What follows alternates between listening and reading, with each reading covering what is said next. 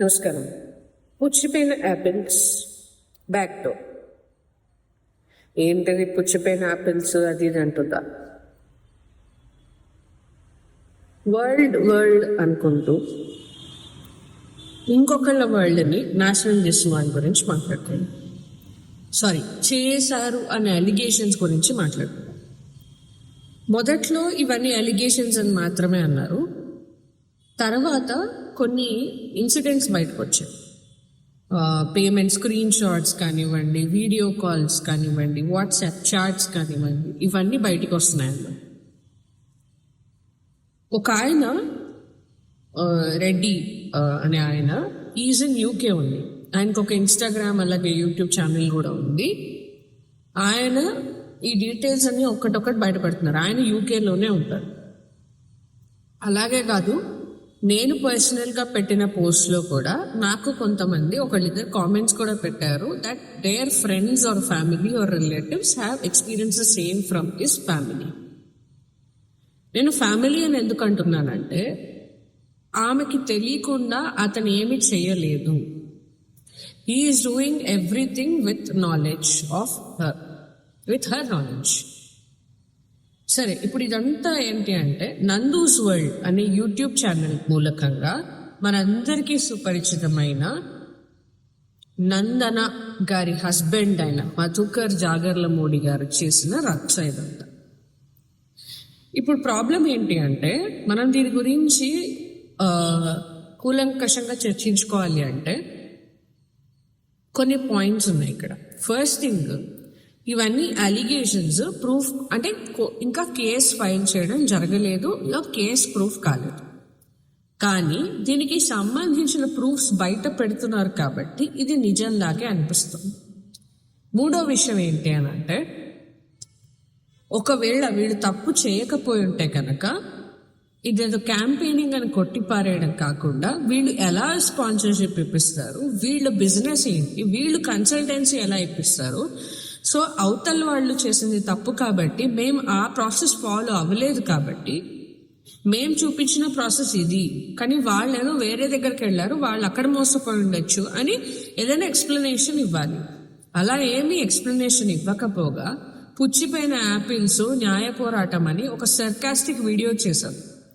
దానివల్ల ఇక్కడ ఏమవుతుంది, అర్థమవుతుంది, ఒక మెసేజ్ వెళ్తుంది. ఏంటి అంటే, వాళ్ళ వైపున ఖచ్చితంగా తప్పు ఉంది, దాన్ని కవరప్ చేసుకోవడానికి అలా సర్కాస్టిక్ వీడియో చేశారు వాళ్ళు.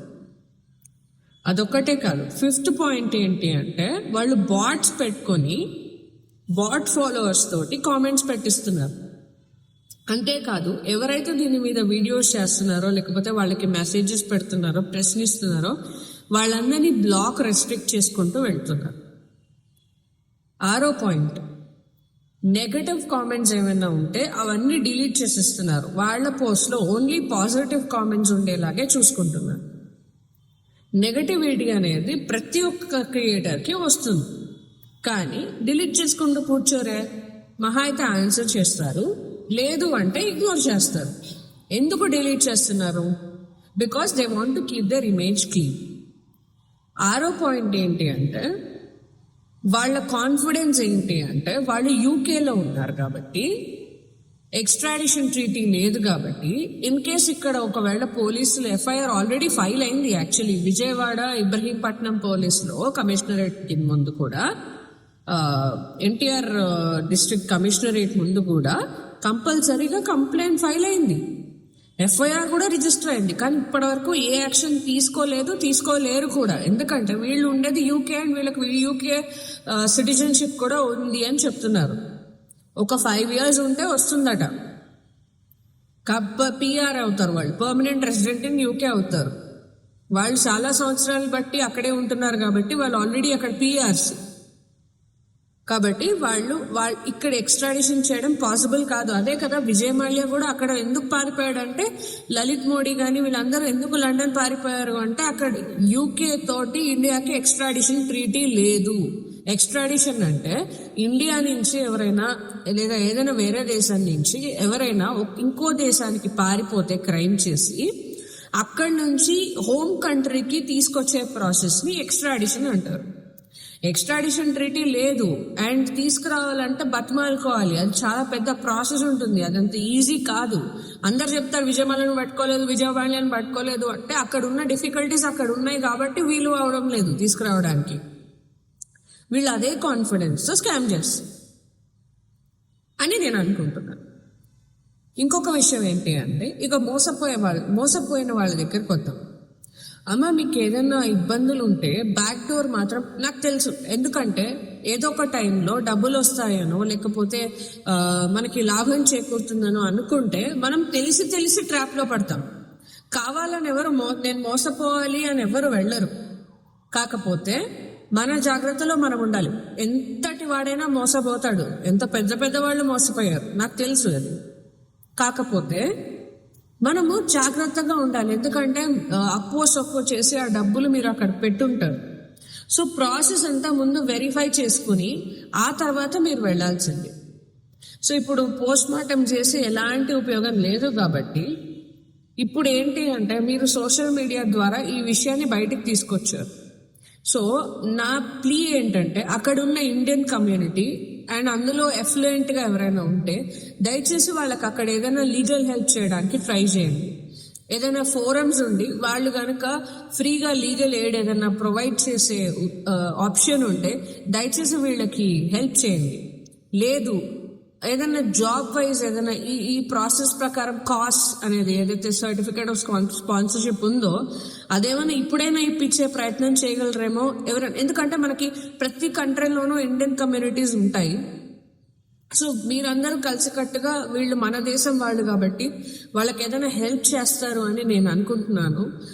దయచేసి ఇది ఒక ప్లీగా మీరు నా తరపు నుంచి తీసుకోండి. ఇక ఓవరాల్గా ఈ ఇష్యూ వల్ల నాకు తెలిసింది ఏంటంటే ఇన్ఫ్లుయెన్సర్ అని పేరు పెట్టుకొని నిజంగా వీళ్ళు చేస్తుంది ఏంటి అంటే ఇన్ఫ్లుయెన్స్ చేస్తున్నారు. ఏ రకంగా ఇన్ఫ్లుయెన్స్ చేస్తున్నారంటే వాళ్ళ యొక్క పబ్బం గడుపుకోవడానికి ఇన్ఫ్లుయెన్స్ చేస్తున్నారు ఒకటి. రెండోది, మనం కష్టపడి వచ్చాం కాబట్టి అవతల వాడిది కూడా కష్టం అనే విషయాన్ని ఎవరు గుర్తుపెట్టుకోవడం లేదు.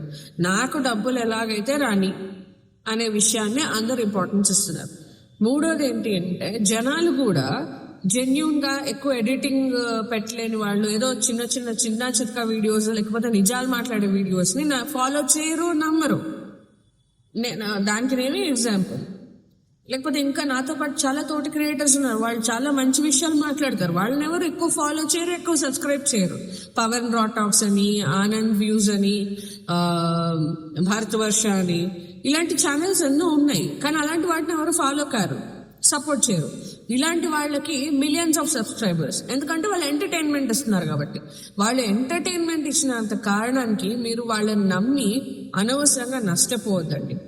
నాకు తెలుసు మన టైం బ్యాడ్ అయితే అదేదో అదృష్టం అడ్డం తిరిగితే అడిపడి నా పని ఇరిగిద్ది అన్నట్టు మన టైం బ్యాడ్ అయితే ఖచ్చితంగా మనం మోసపోతాం. ఇప్పుడు చెప్పేవాళ్ళు కూడా ఏదో ఒక టైంలో ఎప్పుడప్పుడు మోసపోయి ఉండొచ్చు. ఎగ్జాంపుల్, చిన్న మోసం అయినా ఉండొచ్చు. ఫర్ ఎగ్జాంపుల్, వాళ్ళు ఒక ప్రోడక్ట్ కొంటారు అమెజాన్లో. ప్రోడక్ట్ చూడడానికి చాలా బాగా కనిపిస్తుంది, కానీ లోపల చూస్తే డొల్ ఉంటుంది. అది కూడా మోసమే కదా. సో అలా మోసపోయి ఉండొచ్చు. ఎవరో ఒకళ్ళు ఏదో టైంలో మోసపోతారు. కానీ మనం ఎంత జాగ్రత్తగా ఉంటే మన లైఫ్ అంత సెక్యూర్డ్గా ఉంటుంది. దయచేసి ఇండియన్ కమ్యూనిటీ, అక్కడ ఉండే ఇండియన్ కమ్యూనిటీ ఎస్పెషల్లీ ఎఫ్లూయెంట్గా ఎవరైనా ఉంటే కనుక దయచేసి వీళ్ళకి సాయం చేస్తారు. అక్కడైనా అట్లీస్ట్ లీగల్ హెల్ప్ చేసుకోండి. బికాస్ ఇండియా నుంచి లీగల్ అసిస్టెన్స్ ఎక్స్పెక్ట్ కూడా చేయకండి. ఇక్కడ ఏమీ జరగదు. ఆల్రెడీ ఇక్కడ వాళ్ళు ఎఫ్ఐఆర్కి క్వాష్ వేశారు. ఆ క్వాష్ నడుస్తుంది, వాళ్ళకి పొలిటికల్ సపోర్ట్ కూడా ఉంది అని వినికిడి. సో అట్లీస్ట్ అక్కడైనా సాలిసిటర్తో మాట్లాడించి ఏదైనా కొంచెం తక్కువ కాస్ట్కో లేకపోతే మీరు ప్రస్తుతానికి వాళ్ళకి హెల్ప్ చేసి వాళ్ళకి ఏదైనా ఉపాధి కల్పిస్తారని నేను అనుకుంటున్నాను. జస్ట్